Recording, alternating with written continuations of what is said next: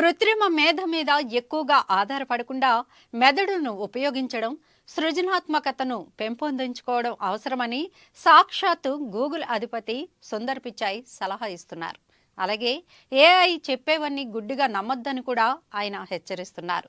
వివిధ సామాజిక మాధ్యమాల్లో, నెట్లో అందుబాటులో ఉన్న అపారమైన డేటాను విశ్లేషించి ఏఐ వెంటనే సమాధానం చెబుతున్నంత మాత్రాన అదంతా 100% సరైందేనని అనుకోరాదని ఆయన అనేక ఉదాహరణలతో వివరిస్తున్నారు. ఎంత గొప్పగా రూపొందించిన ఏఐ వ్యవస్థలు కూడా తప్పులు చేస్తున్నాయని సాంకేతికంగా విశ్లేషించి చెప్పారు.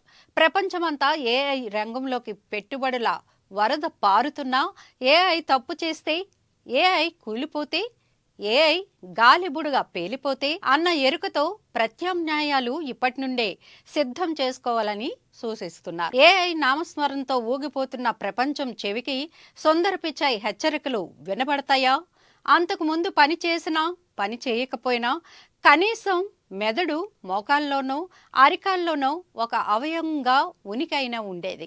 ఆధునిక యుగంలో ఏఐ ఉండగా మెదడెందుకు దండగా అని ఉపయోగించడం మానేయడంతో చాలాసార్లు అత్యంత అధునాతన ఎంఆర్ఐ స్కానర్లకు కూడా మెదడు కనబడడం కష్టంగా ఉన్నట్లు తయారైంది పరిస్థితి.